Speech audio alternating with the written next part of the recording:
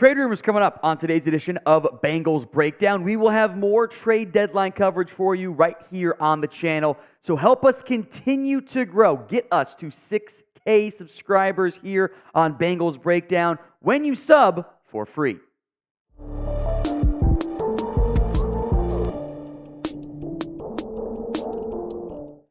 We begin with an old friend for Joe Burrow. That is Terrace Marshall Jr., the current Panthers wide receiver. Carolina is allowing Marshall to look for a trade partner because he has not done very much. He is not playing that much. It's a new regime, and those combinations often lead to disgruntled players asking and receiving permission to seek a trade. That's what's happening right now in Carolina with Marshall.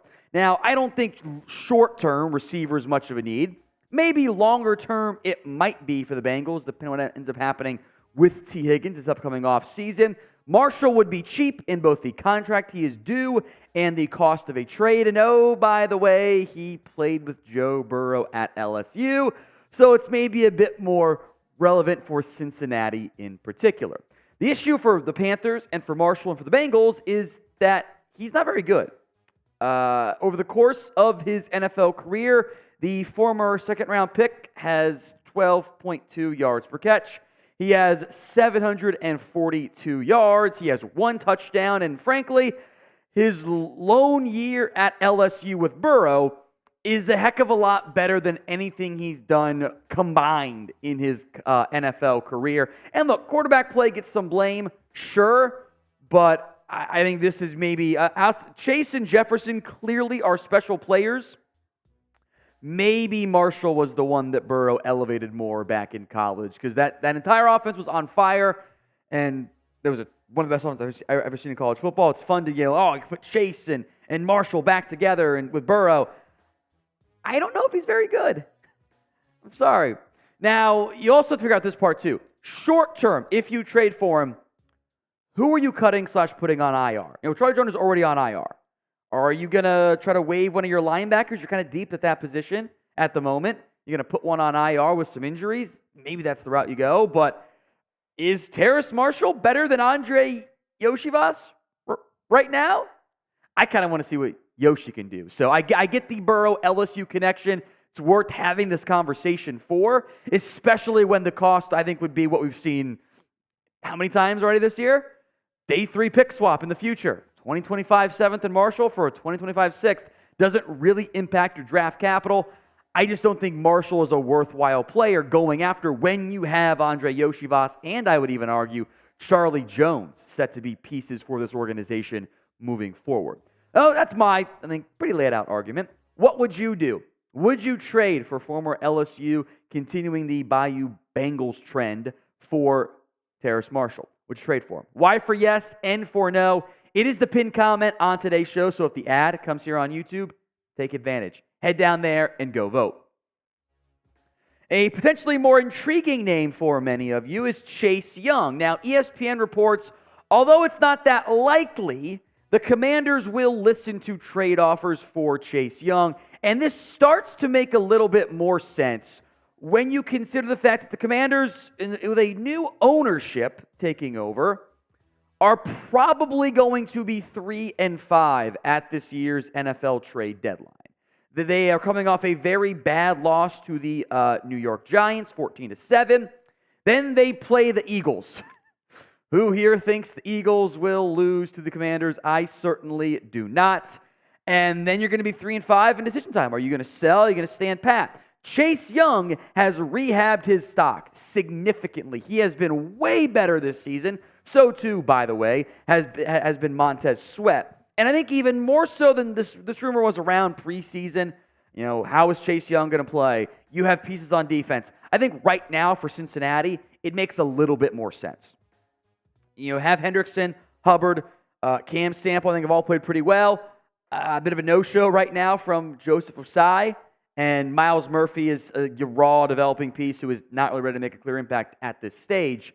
Now, maybe you could get creative and send Osai as part of the deal. Give the Commanders a piece and probably a draft pick as well.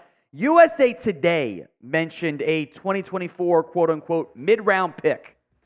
Chase Young would be a rental that does drive down the value. I think a mid-round pick would still have to at least be a 4th. And that's a lot for the Bengals to consider giving up on. So what would you do? Would you go after the Buckeye product, Chase Young? T for you trade for him. P for you would pass. I want you guys to sound off in the comments section. When I hear mid-round pick, I think 4th or 5th. I wonder if it might cost a little bit more than that. It is only a rental for Chase Young. That is accurate. But the Commanders are also in a very tricky spot.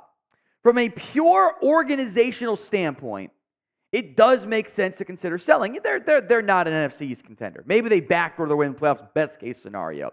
But selling probably means you fire your coaches. And remember, the GM is kind of still Ron Rivera. It's kind of that organizational flow. If they sell big pieces like Chase Young, it probably means Ron Rivera Company are resigning themselves to getting canned. So that's not something that current leadership wants to do unless ownership says do it. But Chase Young might not be back. He or Montez Sweat, probably one of them, does not return to the Commanders after this upcoming season. And for the Bengals, it does make more sense in the now for Chase Young. I had kind of poo-pooed this idea before the year began because you had Hendrickson, you had Hubbard. I was excited about Joseph Asai breakout season.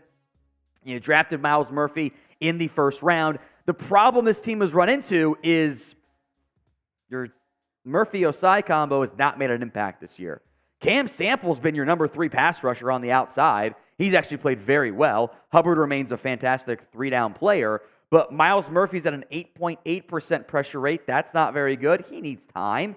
Joseph Asai, who I thought was going to be your number 3 edge, 7.1%. He has not been very good. So if you're a bit worried about, God forbid, Hendricks and Hubbard go down, knock on wood, exploring a Chase Young trade actually does make some sense.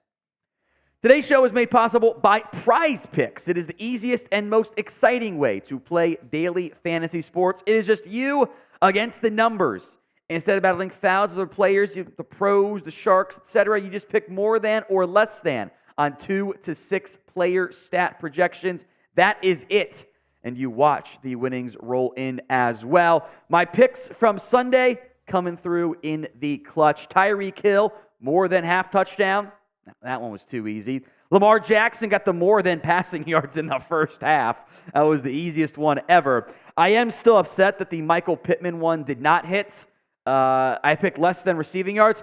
He had a 75-yard score in the second half. He caught 2 passes all game. I think my process was right. The results didn't pan out that well. But I picked the flex play, and he did 2 of the 3 correct, and I came out on top. Go to prizepicks.com/CLNS and use code CLNS for a first deposit match up to $100. Link will be in the comments and the description. It's prizepicks.com/CLNS and use code CLNS for that first deposit match up to $100. Coming up next, we're looking at some running back options. A couple of different names mentioned, one by USA Today, 2 others by Sports Illustrated. And it does make some sense. No Samaje Perine, too much talk on this one. Other names involved.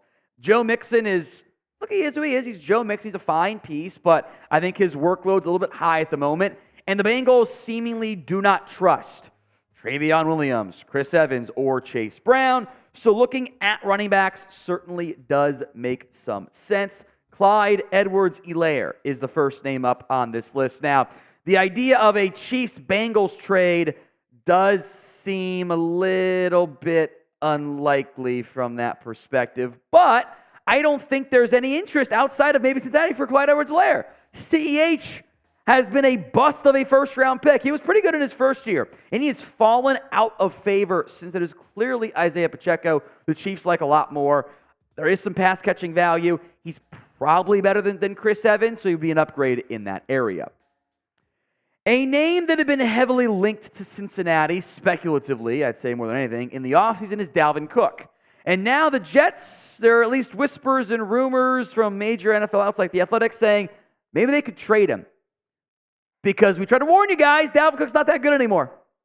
Under 3 yards a carry. Breece Hall is triple the player that Dalvin Cook is right now. I think he will regress to the mean, so to speak, of getting closer to 4 yards a carry down the stretch.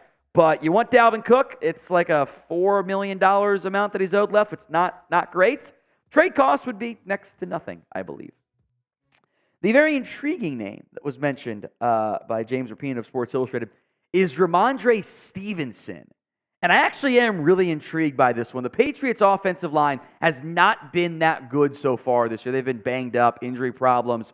But if you get Stevenson, it's a younger piece than these three guys. If you had to trade for one of these three players, knowing Stevenson is the best but would cost you the most, pick one. CEH for Clyde Edwards-Helaire, DC for Dalvin Cook, RS for Rhamondre Stevenson. Now, look, the numbers do not look very good for Stevenson. Don't get me wrong on that front. But the past 2 games, he's been much better. He has not gotten a heavy workload. It's the Patriots are often down, so they're throwing it, but he can play on third downs.